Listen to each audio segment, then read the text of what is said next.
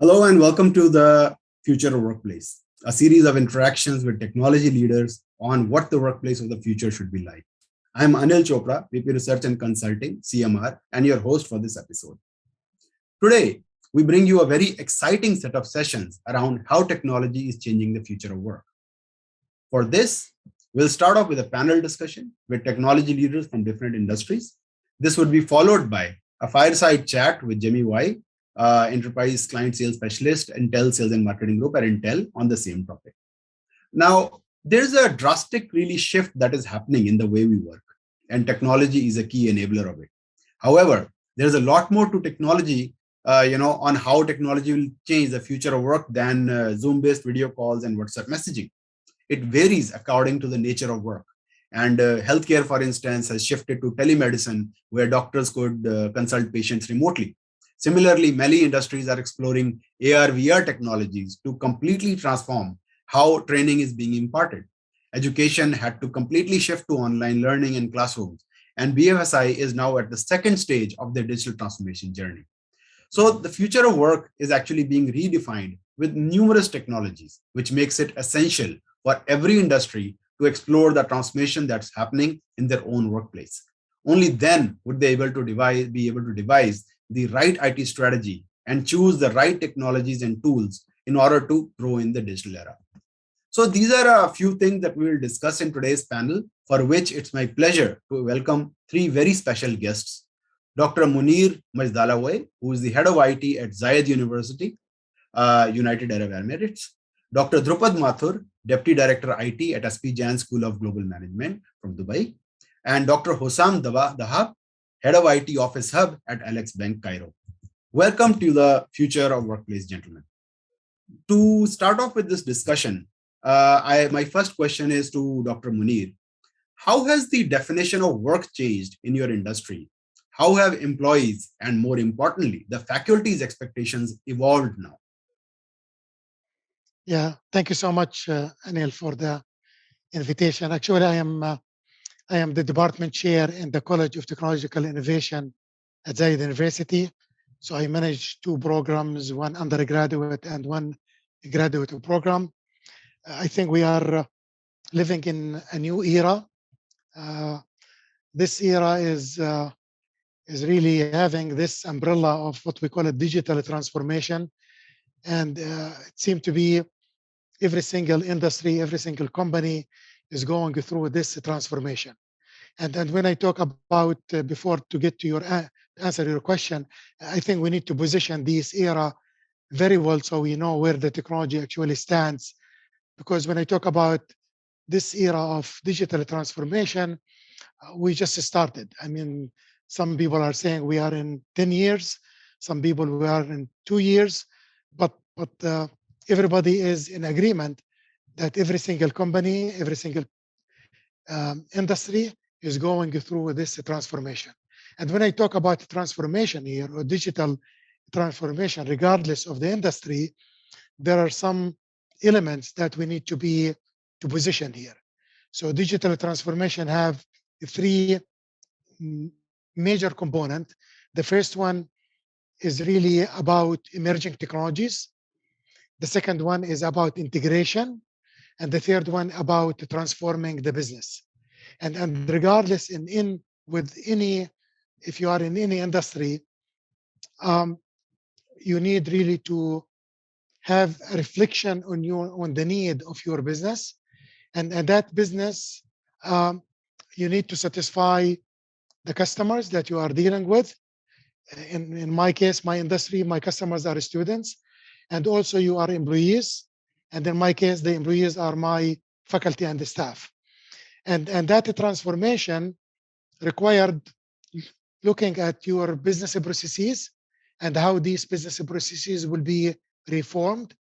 And we have tons of technologies available today. I think we are the lucky ones, but also the challenges with all of these technologies is putting really a lot of emphasis on the decision makers, which one of these technologies I need really to deploy to satisfy my customers, to satisfy my employees, but at the same thing, which is very important, the competition, because what we are witnessing really, the fast deployment of these technologies are putting a lot of, I mean, um, the decision making are putting a lot of emphasis on how I can deploy at the same time, how I can be competitive with my competitors, and also we cannot forget about the newcomers to the industry. So there is a lot of companies are coming. In my case, there are a lot of universities, and one of the most important thing in the education here, and you are right. I mean, the pandemic in the last 2 years, because of we have been forced to go online, but now because we tested the online, we believe that the next 5 years, the education system will go through some transformation. And that honestly created a lot of issues because um, we start seeing a lot of online programs available in the market. And that means that the competition is not really your next door university that you are competing with, but also universities from overseas that they could really reach out to the students in your area. So that workforce from, for example, recruiting faculty members, I can recruit faculty members in the future from any 5 continent, because I can really reach to the best who is really can deliver what these subject matter experts to the topic that I'm delivering. And also the students could be coming from everywhere in the world. So that transformation, especially about the workforce and the customers, is really impacting the education system, and we can talk about that further during our discussion here. Thank you, Dr. Munir. I think good point. I think one critical aspect you've raised is about the competition, which can now actually come from anywhere. It's not just the next door university, but now that we have got online education happening, so the competition can happen from anywhere. So that is definitely a major change that we are really seeing over here. Dr. Mathur, as a technology leader, which technologies do you really see, gaining precedence to empower how your industry and, organization operates today and in the future? And if there are any specific use cases that are being explored or being implemented? Certainly, Mr. Chopra, the education industry ecosystem in the last 5 to 10 years has met up with enormous, impetus as far as the use of technology is concerned. And we see across the entire value chain of the education service delivery, various types of new technology form factors, different type of applications, have emerged, and they are playing a very critical role. I mean, if we look around, anything and everything ranging from the classroom management to even the remote examination software, you see some very decent applications running out there. So, in terms of the major components that have come in, of course, the education institutions are trying to use concepts like video analytics to figure out the engagement level of the students in the class, and pretty exciting use of technology lies ahead of us. So yes, a lot is happening.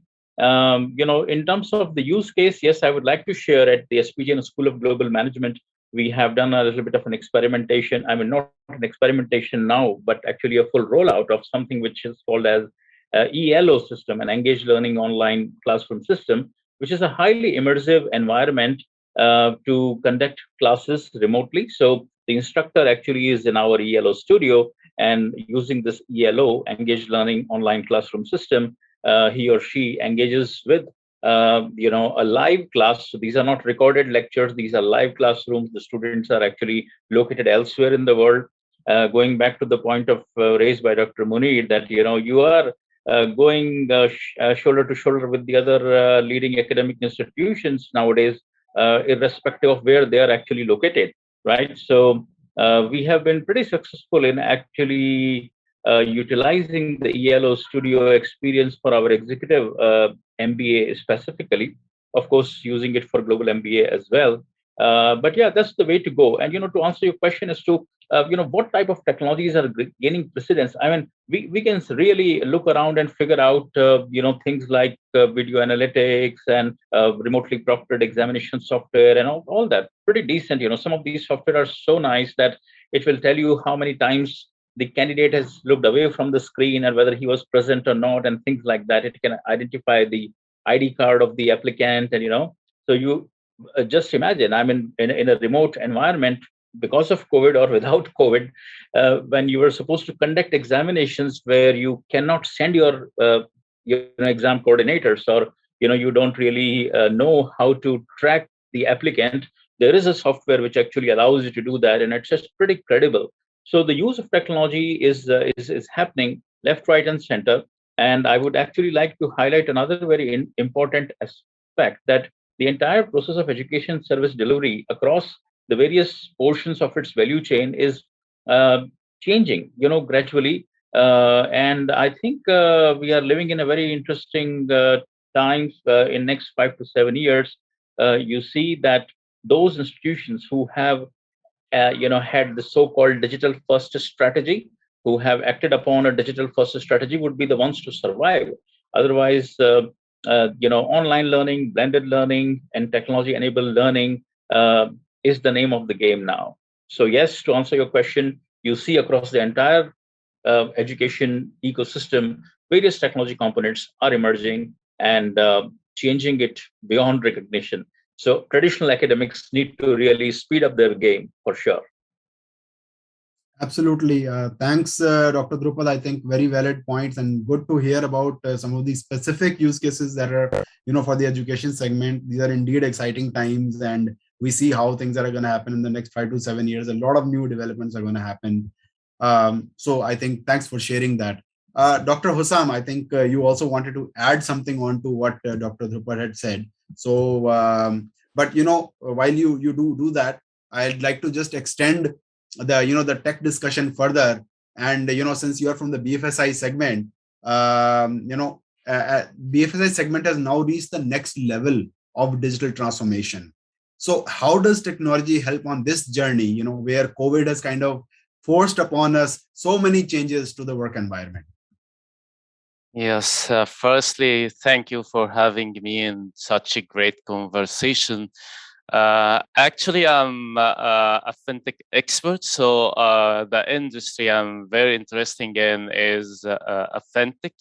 By definition, fintech is a financial technology.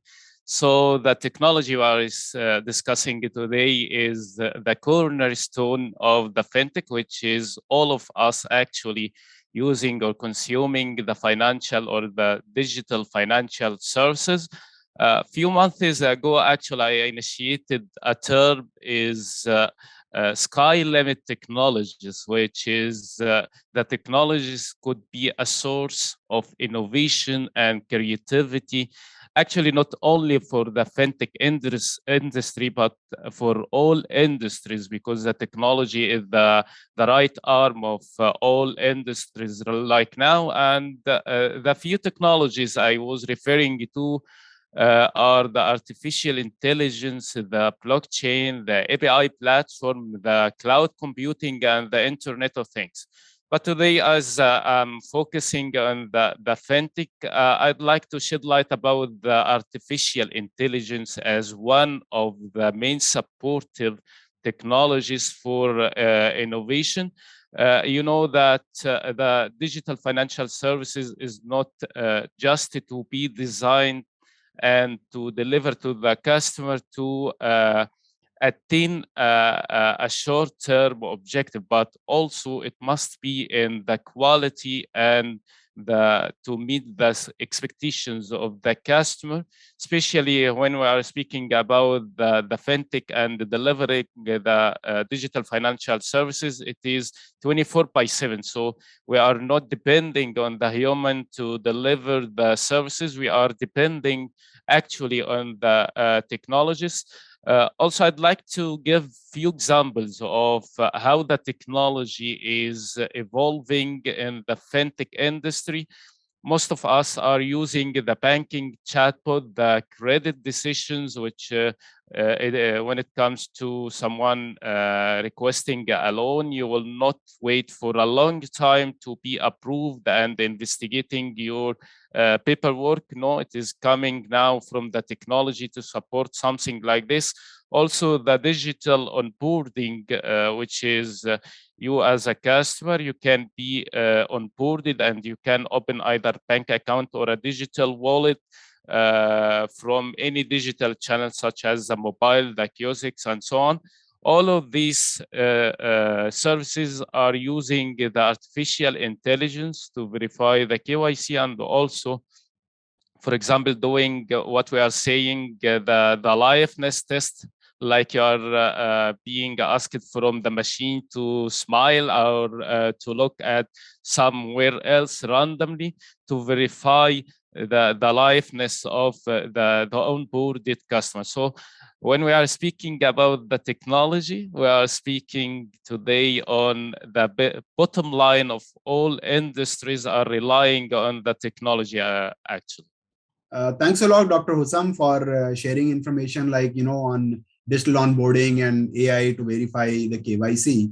The next question is to Dr. Munir. And, while Dr. Hussam already talked about AI, what is really the role of these emerging technologies, like AR, VR, or IoT, or big data, blockchain, in the future of work? And moving forward, which of these technologies will become crucial to the future of work in your own industry? Yeah, I mean, just to make a comment here, which is very important in the education environment that we are, because the deployment of these technologies is becoming very, very fast. And honestly, I think the doctors will agree with me.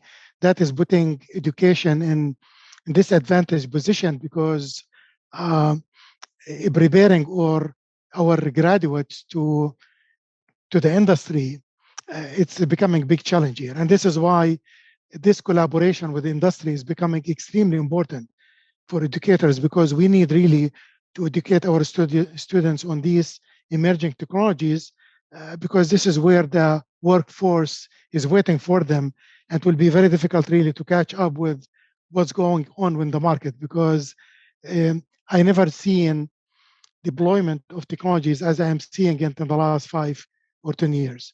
Now, honestly, when we talk about these technologies, again, I want to emphasize the importance of which technologies is the best for the business, whatever that business is, education, because we cannot apply all of it everywhere.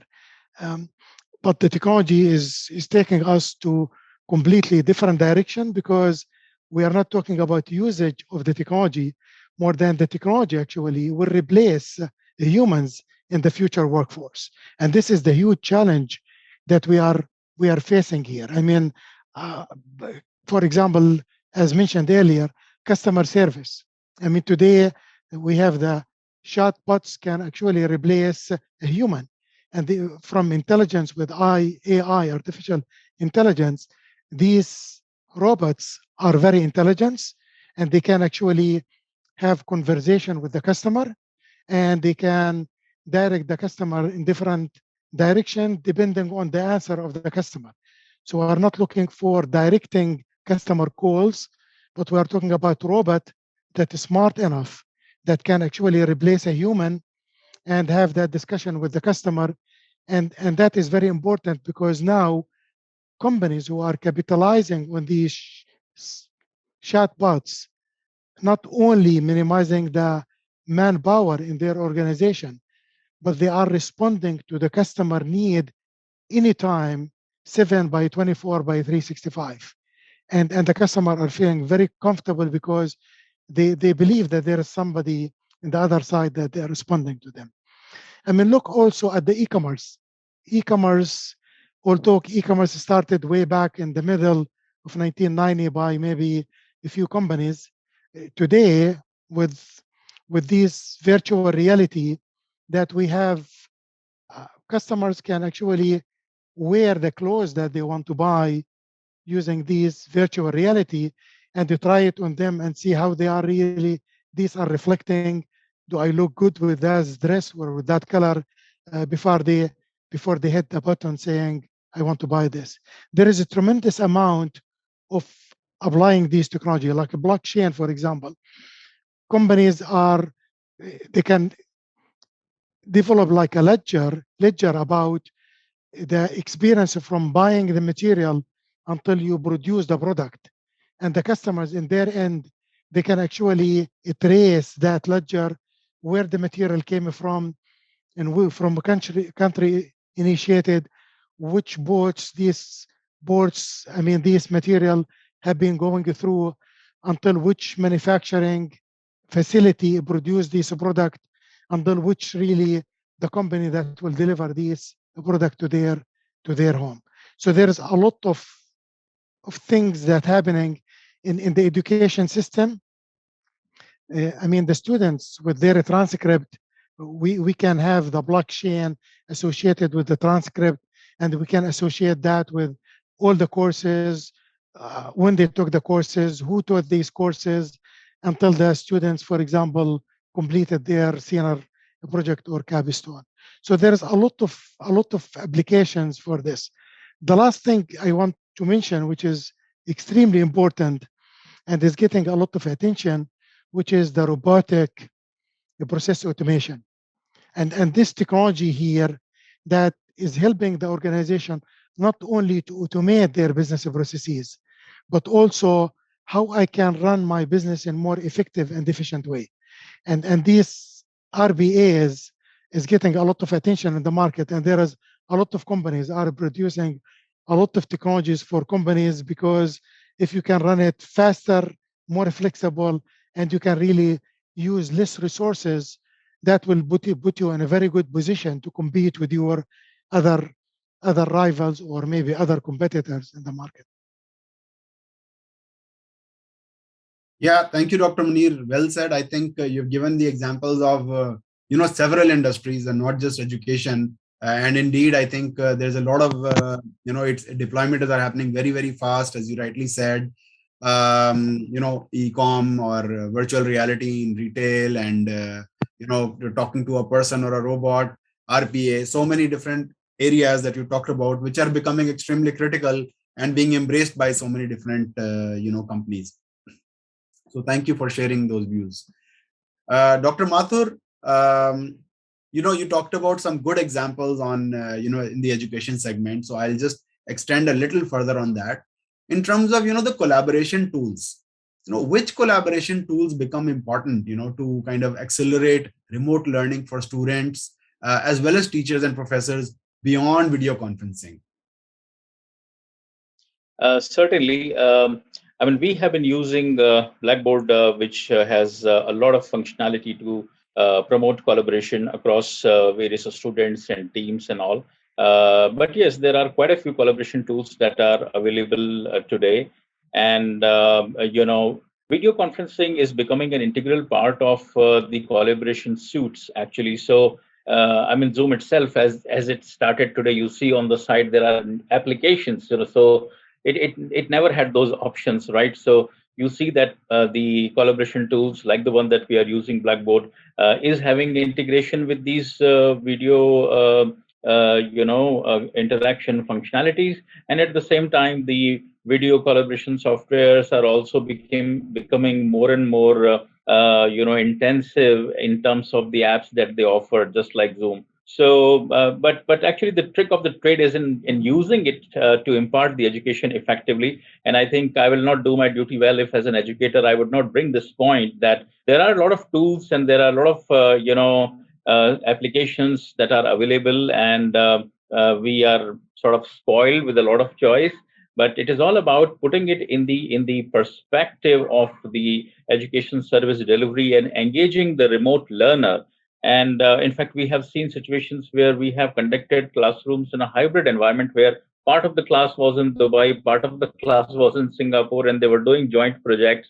We also had a couple of international students joining in as visiting students from a couple of other universities as a part of visiting programs and doing projects in a collaborative manner. So it's about the recipe that you can cook around using all these collaboration software, and technology then allows you to deliver a superior experience. So the point which I want to drive home is that it is not just the technology or the tool or the application, which we have plenty of them available now, but it is what actually you do. How do you create a context? How do you create a very conducive learning environment, and at the same time ensuring that there is a very good engagement with the people who are offline, who are face to face and online alike. So that is important as well. And while Dr. Munir was giving a range of examples, I was just thinking of the one which we have been using. So blockchain, for example, our degrees, we are authenticating them using blockchain already. And I think there is more to come in terms of all these technology components that or technology concepts that were highlighted by Dr. Munir. So I think AI is already coming up bundled as a part of the education service software. Some of them have those functionality, but augmented reality and virtuality, I believe, is coming up in a big way. Not only as far as the traditional education system is concerned or the formal education system is concerned, but today, look around. I mean, training of pilots, for example, flight simulators. It's all, it's just a lot of training and development today basically utilizes augmented and virtual reality. It ensures very high engagement, very high retention, and these technologies are going to go a long way in terms of enhancing the education delivery and a superior user experience, even in the medical science. The other day I was looking at one demonstration by a university, medical university. They are not doing before doing the live dissection on the on the body. They were actually giving demonstration using the augmented reality application, and therefore the future medical doctors were getting ready to see what actually lies ahead. So we are only limited by our own creativity, and these technologies actually have a lot to offer. And last but not the least, the good news is that in spite of all this very fast development happening across the developing and the developed countries, the proliferation is increasing in the underdeveloped nations as well. So I think in next 5 to 10 years, we will see that the accessibility will increase. You will have people coming in from, say, poorer countries also getting access to a decent technology enabled platform, because the entry barriers are reducing, the cost of adoptions are coming down, and this technological revolution which is coming in the education sector promises to deliver a very, very good experience for the citizens of the world, I must say. Thank you. Great, thank you, Dr. Drupad, for elaborating on that nicely in terms of not just collaboration tools, but moving beyond that, and some good examples. I didn't know that blockchain had such an interesting use to kind of give authentic degrees. So that's a very relevant point you said, and of course it's about the perspective in education. It's not just about tools, but how do you really leverage them for the requirement. Is what really becomes important. So thank you for sharing that view. Dr. Hussam, you want to add something to that? And of course, from a BFSI segment perspective, how do you see the role of IT really evolving to cater to the future of work, that we are now tending towards? You want to share your thoughts around this? Yes.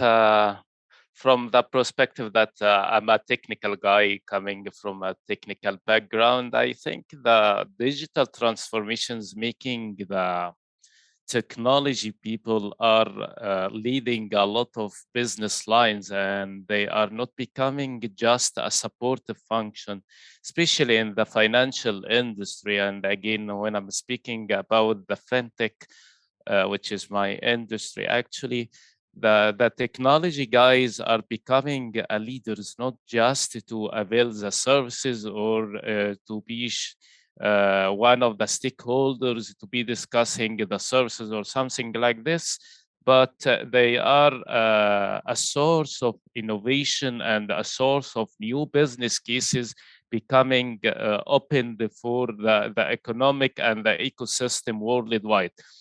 So I'm expecting that the IT will be changed from a cost center to be a revenue engine.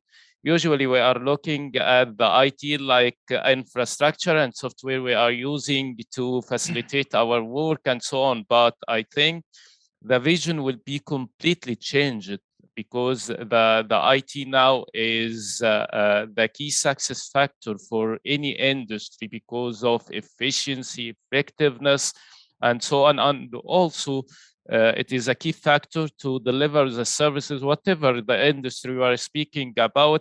It is a key factor to deliver the service in the lower cost, which is the aim of any organizations. Also, I think that the work will be changed from the perspective of service delivery to a value delivery. Usually, we are looking to the service to deliver something to the customer, but now the technology is a cornerstone of how to deliver a value, how to enhance the customer experience while we are delivering any service.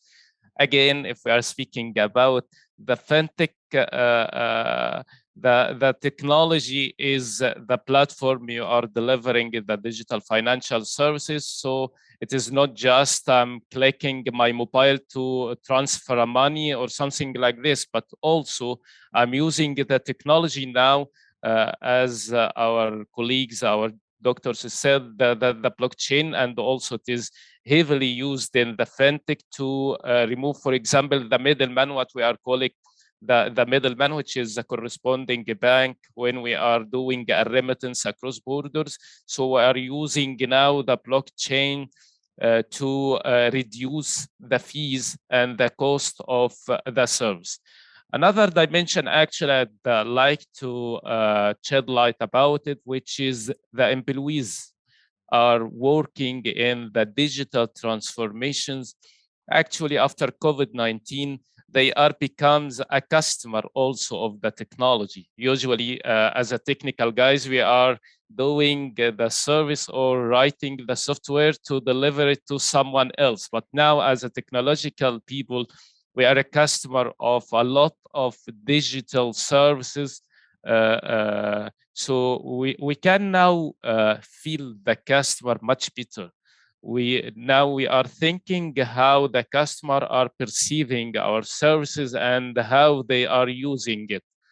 Another thing also is the quality of work itself, how we are perceiving the quality of the service while we are using it.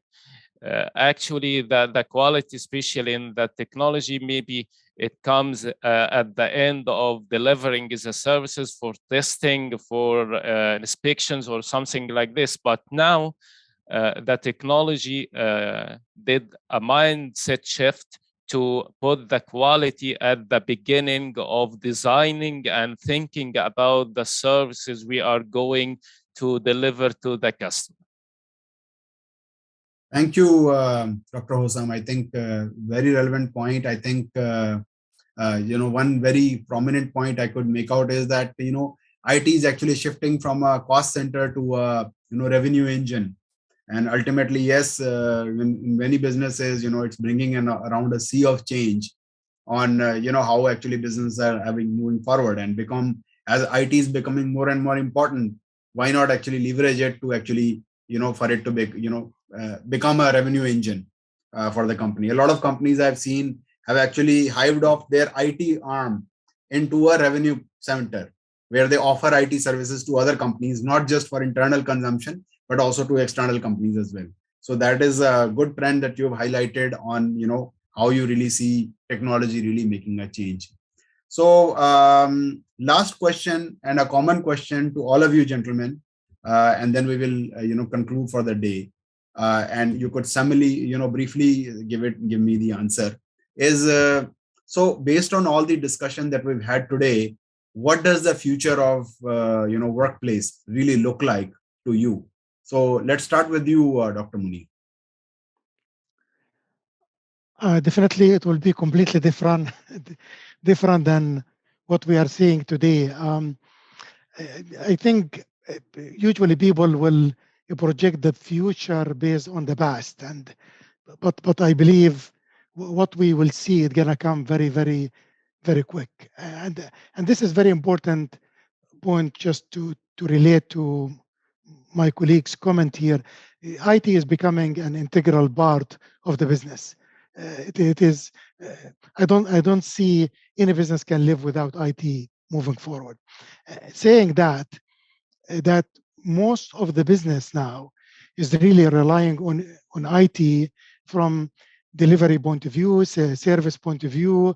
I mean, competitive point of view, and the most important thing, of course, the cost. The more you can have these robots replacing uh, humans, the more your cost will be lower. The more you can compete, because at the end of the day, everybody want to make money. I mean, I was in Expo uh, 2 days ago, and one of the vendor is showing. We are talking about cars and how cars actually will be driveless, and but actually people start thinking about airplanes. That me and you probably will start going to our work having our private airplanes, and that is coming. It has been demonstrated because uh, we need some policies, of course. We need some procedures. We need some legislations. So technology is there. It's just about how really you can employ that technology for the benefit of what you see it. So the workflow, the workforce is extremely important, but at the same time, companies need to realize that you need to upskill the knowledge of your employees, because you don't want the technology to be much, I mean, moving much faster than the knowledge base that you have. The minute we are getting to that level, I think we can deploy the technology anywhere we want it. And and I'm not talking about a scary moment for workers. Definitely, technology will create much more work for us than by replacing our work. So we can say it replacing so many so many jobs. The other day, I was in one of the malls, and there is a small outlet, and you go there and you talk to the robot, and the robot will take your order, and they can mix the ice cream for you without any human interface. So all of these traditional work that we are relying on humans, I think they can be replaced by human being. There are some cafes now that they have no humans. You go there and you can just interact with the robots, and the robots can mix the coffee for you and service for you and bring it to your table, from taking order until delivering the the product for you. E-commerce, I mentioned about e-commerce. This is extremely important. I think e-commerce now is taking a lot of this brick and mortar kind of business we are talking about. You go to Carrefour today, um, these smart cards. You put the product in it. Uh, you just walk it through the machine. It will calculate all of your, identify all of your products. You will have your bill. You pay and you go home. So everything, as my colleague said, about fast, doing things fast and very flexible. So I think in education, as my colleague Dr. Mathur mentioned, that there is a lot of automation we're going to go through in education. Um, Synchronization or in asynchronization education is becoming very important in the market. We can use technologies, and there is tons of them. Yesterday, I was looking for so many, so many websites that you can actually deploy some technologies and you can bring it to the classroom, or you can record your class with all of these technologies, and the students, by their convenience, they can access, for example, these classes, and we can have some chat with the students. So honestly, we cannot imagine how the workforce will be in the few years in the future. Right. Thank you, Dr. Munir. I think well said. Yes, it's going to be very, very different, as you rightly said. And absolutely, so much of technology interplay is happening that it's going to make a huge impact on how we actually work and how things are going to move forward. Dr. Drupad, what are your views upon what does the future workplace look like to you? Certainly, I would like to resonate the message which Dr. Munir has just given in terms of technology already becoming one of the key drivers of the transformation in the education sector specifically, and similarly for the other industry verticals as well. And what I see is that in next 5 to 7 years, the challenge of technology would not be around technology per se, or the technology concept or the technology form factor per se, but the challenge would be about making it more inclusive, ensuring that Gen X and Gen Y or Gen Z, they are all on board as far as the adoption of technology is concerned, with the reducing attention spans and all. So in terms of figuring out the role of IT evolving in the evolving workspace, I think we should be looking at the use of technology in a legal and ethical manner, so that all the stakeholders are positively impacted. And I see that the governance and compliance and risk related issues, technology risk and governance related issues, are going to be of immense importance.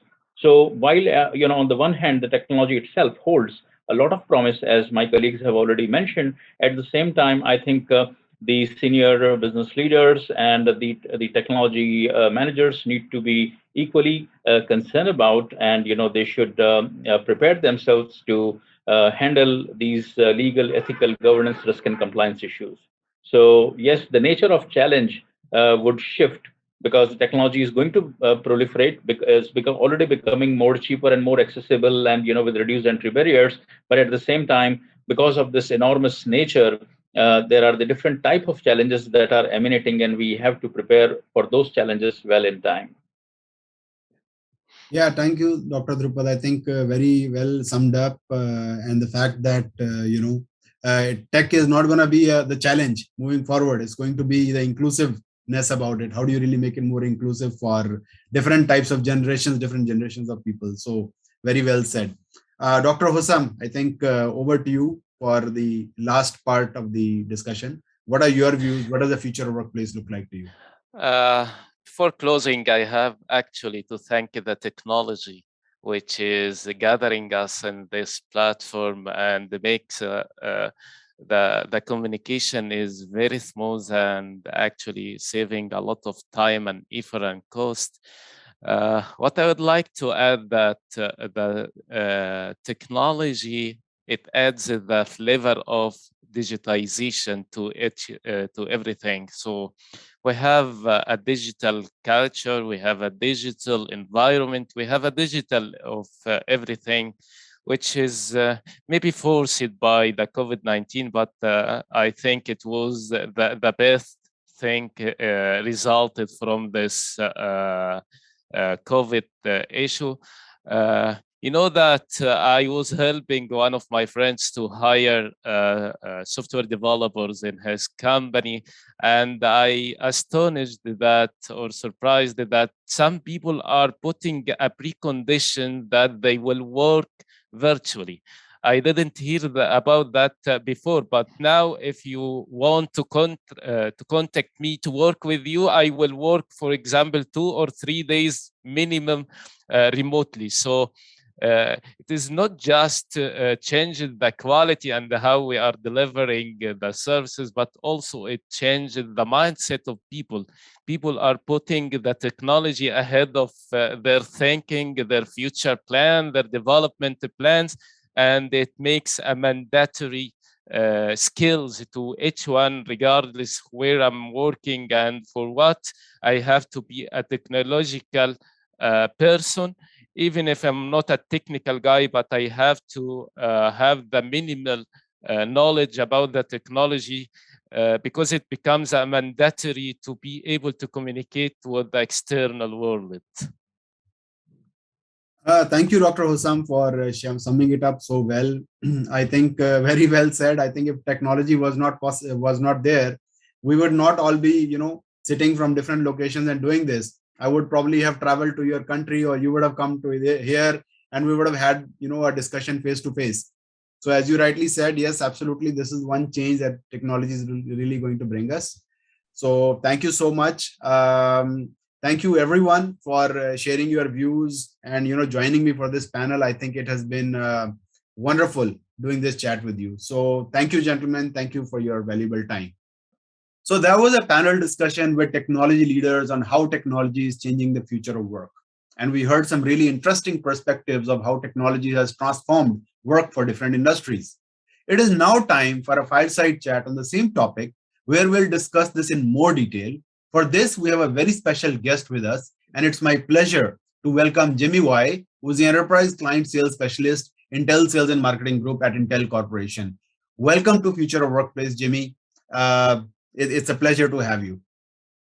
Thanks, everybody. It's a pleasure to be here as well. Now, before I ask you, my set of questions, I'd like to give a brief overview introduction about yourself to our viewers.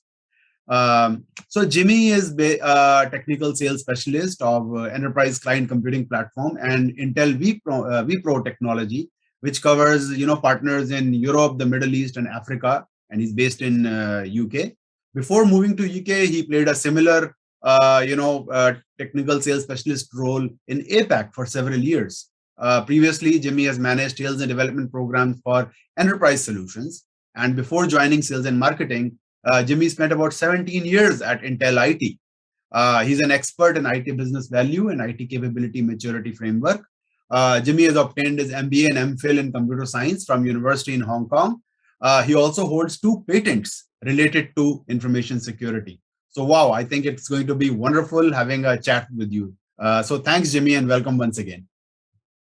Thank you. Now, Jimmy, we all know, how the pandemic has kind of transformed the way we all work, but just one question now is that how has computing really evolved to enable this transformation to, bring out greater workforce productivity? Yeah, I think there are a few technology enablers that really making this happen, along with what happened during the pandemic. I think the first is really the cloud computing. Cloud computing breaks the confinement of the corporate firewalls and brings the enterprise computing outside of those walls. And then we have the Wi-Fi and high-speed broadband connections that really allows the clients to connect to the services on the cloud very effectively. And then also, I think the performance of the modern laptops really enables that collaboration remotely. So like what you and I are doing here today is really a really seamless video collaboration capability. So I think the cloud, the connectivity, the performance of the modern laptops really enables it. But I think there's also one more important factor, which is security.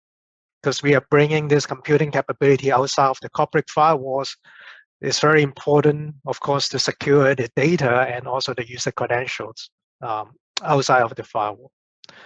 So innovation in security really enables the remote working model by keeping those data and credentials safe. I think the emerging hardware-based security, like on the Intel vPro platform, also helps driving that enhancement in security. The hardware-based security really helps to enhance the security features of operating system and software, and also help to reduce the attack surfaces of the hardware. So really, the cloud, the high-speed broadband and Wi-Fi connectivity, the modern performance of laptops, and also the enhancement in security really help driving this workplace transformation. Yeah, thanks, Jimmy. I think good to hear about some of these technology trends. I think they've all become very common nowadays. Everyone hears about the cloud, and everybody hears about the edge computing and all the client side computing that you've talked about. So, but that's very interesting. But there's another side of things. There's a lot of other technologies that kind of were being talked about a lot during this time. For example, AI or AR, VR or IoT, big data and analytics, blockchain, so many others. What is the role of these, in the future of work? And moving forward, do you think any of these technologies will also become very, very essential to the future of work?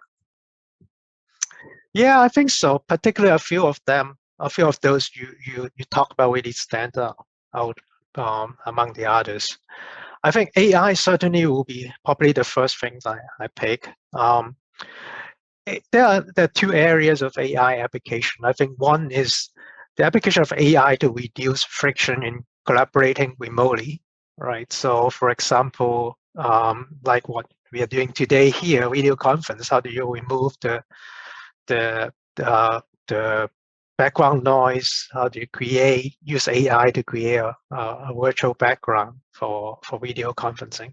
So these are simple application of AI, but I think this is an area that will be in growing importance to make working remotely and collaborating remotely more effective.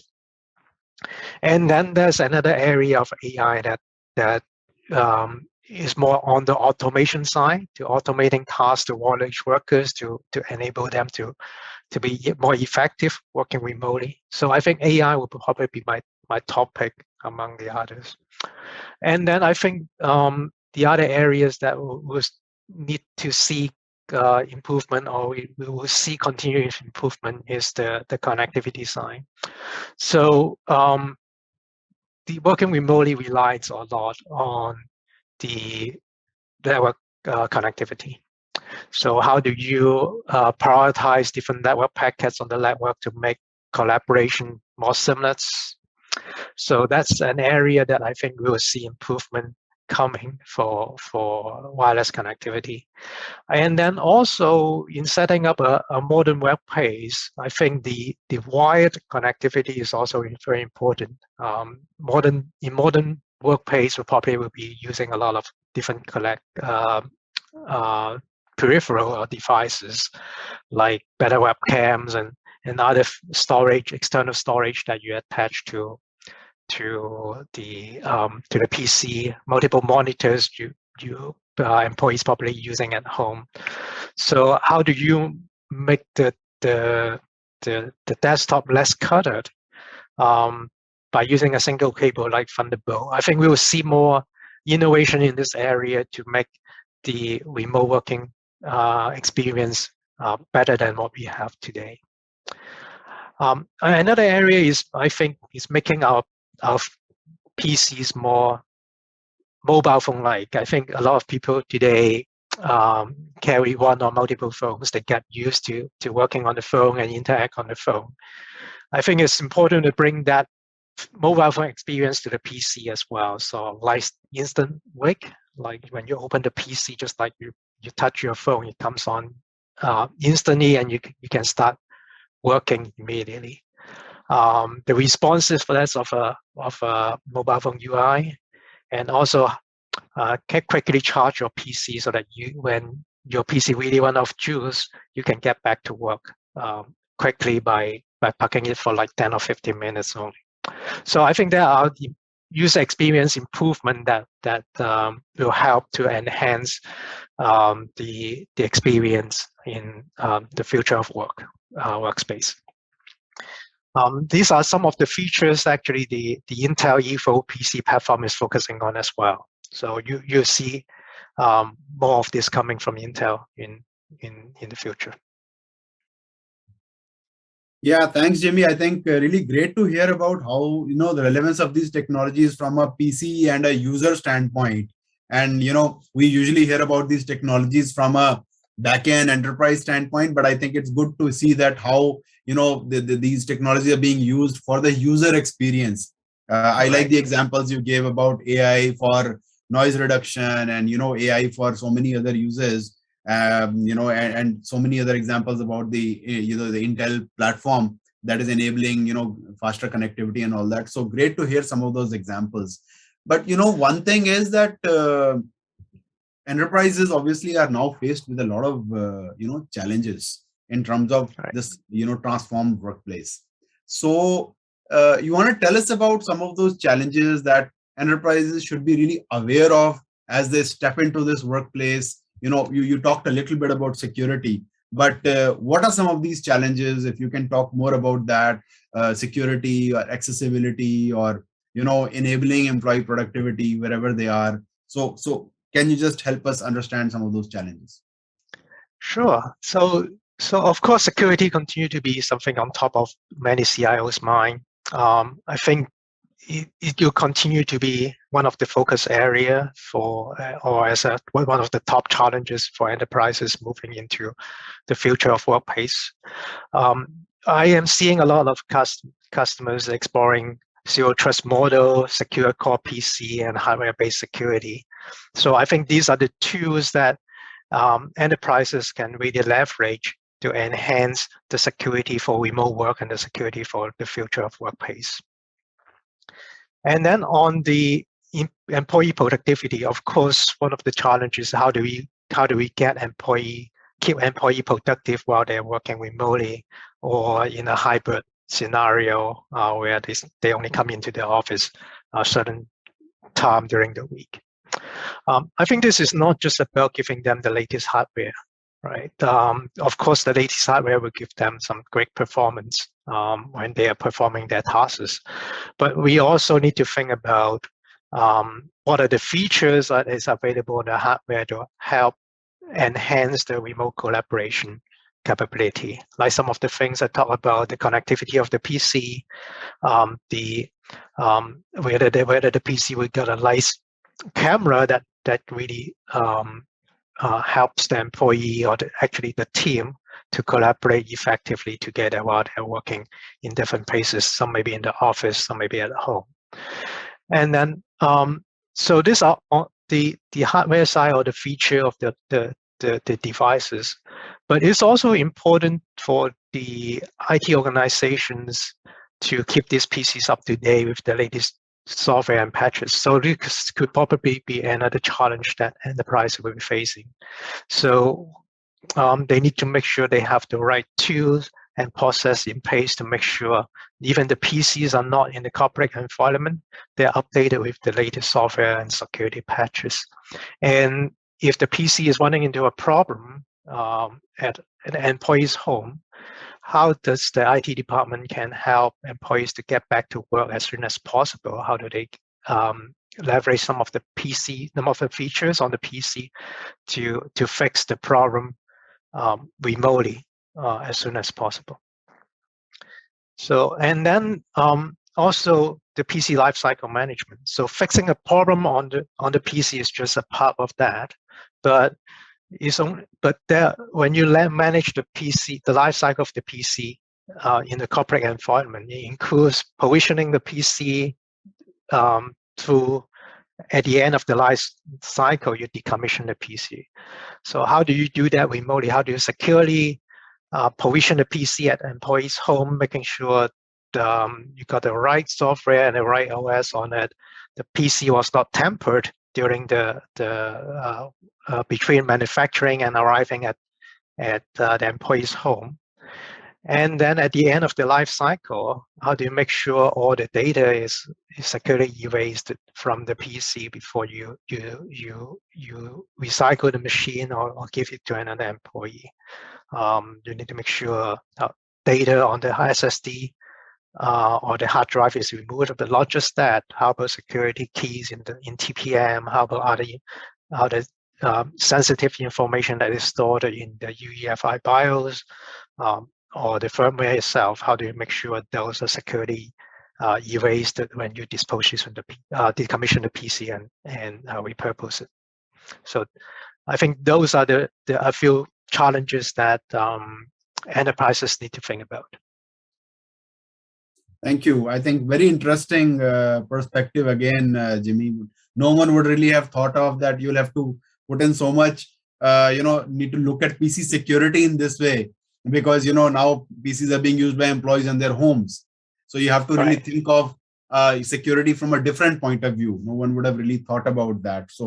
But great to hear that there is so much development happening in on the PC front to make sure that enterprises are secure, their machines are secure, their PC's life cycle is completely secured from the beginning till the end. So great to hear that there is work happening around that. To an enterprise should think about that when they're going for their PC, to make sure that they get some of these features when they're going for their PCs. So thank you for that. Last Welcome. question, Jimmy. I think as we'll all agree that the workforce, as we know it, has undergone a major transformation. So, but moving forward, what changes according to you are going to be permanent in the workplace, and what is temporary? I think work is what you do, and not where you go is the new normal. So you do work whatever that's most convenient to the employee, not in the old days where you do work only when you are in the office. I think work from home or work remotely is going to stay for many people. The extended remote work period driven by the pandemic has really forced changes in the business process, the work culture, and also the expectations of employees. Probably see some reports in the news or some research in the news saying that employees will not consider a job if the company do not offer a flexible workplace. So I think work from home and working remotely and collaborating remote is definitely permanent and going to stay. But I think the current use of technology to enable work from home is probably temporary. I'm expecting more exciting development will come with the usage model and new usage model and development of AI, AR, VR, and enhance the security. I think those will bring new way and more effective way of remote collaboration that we probably have not think of today. Great. Yeah, absolutely. I think it will be interesting to see how technology modifies remote collaboration and how it really enhances remote collaboration moving forward. And probably we're gonna see a lot of work from anywhere kind of a scenario being built up, Yeah. and enterprises will probably need to think about that and bring in some of these technologies that you mentioned to enhance the way people work, how they work from anywhere.